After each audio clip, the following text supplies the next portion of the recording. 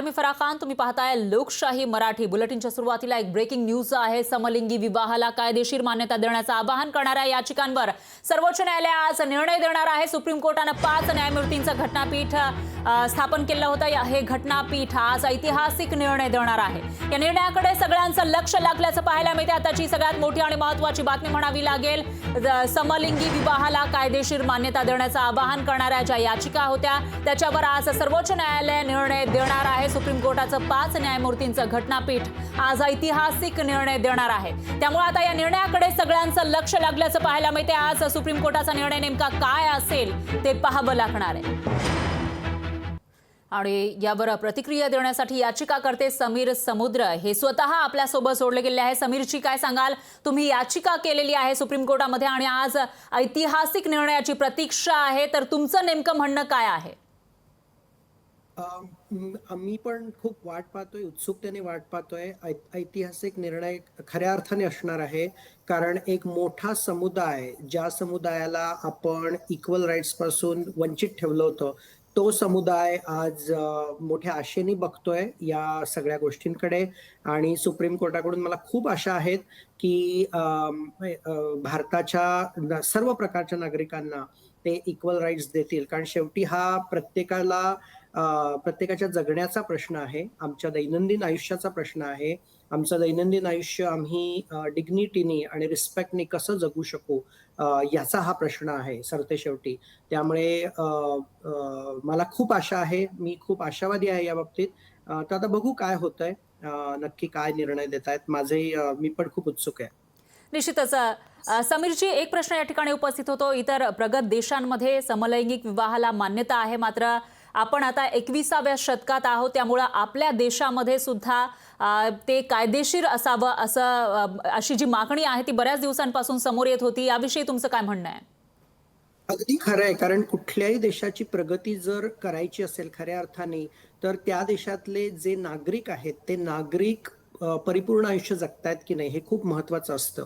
आणि परिपूर्ण आयुष्य जगण्यासाठी आपल्याला विदाउट फिअर किंवा कुठल्याही भीतीने किंवा कुठल्याही लपाछपी किंवा कुठल्याही गोष्ट न लपवता मोकळेपणाने आपण जेवढे जगू तेवढे आपण प्रोडक्टिव्ह राहू, तेवढे आपण कॉन्फिडेंट राहू.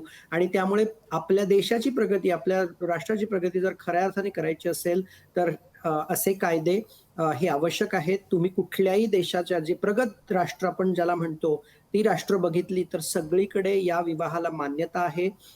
त्यामुळे म्हणूनच मलाही खूप आशा आहे की भारत बाकीच्या सगळ्या बाबतीत आपण प्रगती करतोय, तर मानवी हक्कांच्या बाबतीत एस्पेशली ज्या समुदायाला एवढ्या वर्षांपासून आपण इक्वल राईट्स पासून वंचित ठेवलं होतं, तर त्यांना ते हक्क मिळतील, याची मला खरंच खात्री वाटते.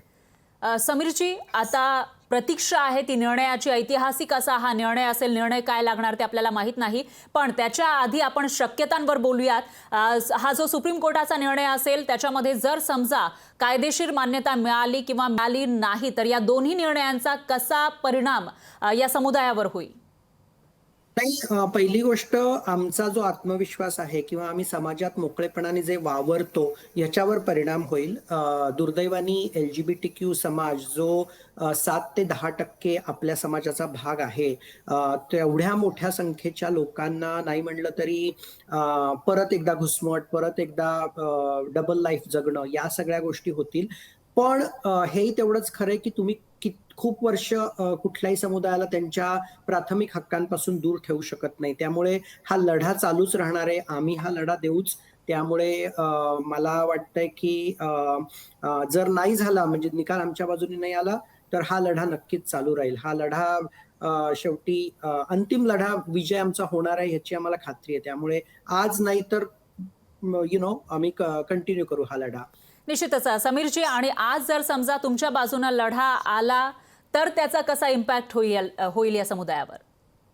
नाही, आम्हाला तर नक्कीच खूप आनंद होईल आणि आम्ही तो साजरा करू आणि ह्यांनी खूप साऱ्या एल-जी-बी-टी कम्युनिटीच्या लोकांना खूप प्रोत्साहन मिळेल, प्रेरणा मिळेल. नॉट ओन्ली त्या त्या त्या त्या मुला-मुलींना पण त्यांच्या फॅमिलीजनाही खूप छान वाटेल या सगळ्या निर्णयाने. त्यामुळे आम्ही खूप मोठ्या प्रमाणात साजरा करू आणि इक्वल मॅरेज आणि इक्वल सोसायटीच्या दृष्टीने ही गोष्ट खूप आवश्यक असणार आहे आणि त्यामुळे मी खूप आशावादी आहे या निर्णयाबाबत. निश्चितच समीरजी, मागील अनेक वर्षांपासून तुम्ही याविषयी लढा देत आहात. आम्हाला समानतेचा हक्क मिळाला पाहिजे आणि समलैंगिकांना सुद्धा विवाह करण्याची परवानगी मिळाली पाहिजे कायदेशीर, अशी तुमचं म्हणणं आहे. तर ह्या एवढ्या वर्षांमध्ये नेमकं काय बदललेलं आहे आणि याचिकेमध्ये तुमची नेमकी मागणी काय आहे? मागणी हीच आहे समान हक्कांची आणि ह्याच्यात ओव्हर द इयर्स मला असं वाटतं की समाजमत हळूहळू बदलायला लागलंय. समाजमत हळूहळू समजून घ्यायला लागलंय एल-जी-बी-टी कम्युनिटीला. पण तरी अजून बराच मेजॉरिटी ऑफ द सेक्शन आहे सोसायटीचा जो अजूनही स्वीकारत नाही. त्यामुळे होपफुली या गोष्टी बदलतील. होपफुली अशा निर्णयामुळे जास्तीत जास्त कम्युनिटीमधल्या लोकांना बाहेर येण्यासाठी प्रोत्साहन मिळेल आणि एक राष्ट्र म्हणून आपण प्रगतीच्या दिशेने वाटचाल करू असं मला वाटतंय. निश्चितच समीर सर, आशावादी राहायला हरकत नाहीये आणि निकाल नेमका काय असेल त्याकडे सगळ्यांचं लक्ष आहे. पण आता मी एक टेक्निकल प्रश्न, तो म्हणजे आज हा ऐतिहासिक जो निकाल आहे तो साधारणतः कधीपर्यंत लागणार आहे आणि कधी याच्यावर सुनावणी किंवा निकाल वाचन सुरू होईल, याविषयी काय सांगाल? आत्ताच ऍक्च्युली 10:30 वाजता, आत्ता भारतातल्या 10:30 वाजता ते सुरू होत आहे. त्यामुळे आत्ताच ते सुरू होणार आहे आणि होपफुली पुढच्या अर्ध्या तासात वगैरे ते निकाल लागेल असं वाटतंय.